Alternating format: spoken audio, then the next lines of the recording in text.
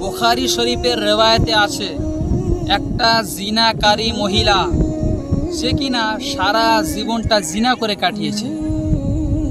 তো আরবে ওই মহিলাটা অত্যন্ত জিনা করত, সব সময় জিনার মধ্যে লিপ্ত থাকত।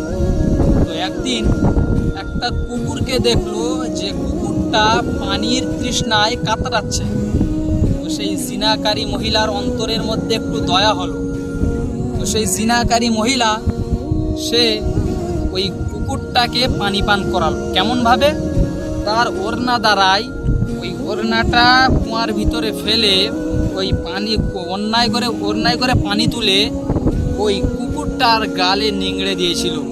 ফলে আল্লাহ পাক রব্বুল আলামিন ওই ব্যক্তির সমস্ত গুনাহ খাতাকে মাফ করে দিয়েছিলেন এবং জান্নাতুল ফিরদাউসের মেহমান বানিয়ে দিয়েছেন। সুবহানাল্লাহ। দেখুন, আল্লাহ পাক রব্বুল আলামিনের দয়ার কোনো শেষ নেই, আল্লাহ পাক রব্বুল আলামিনের মায়ার কোনো শেষ নেই।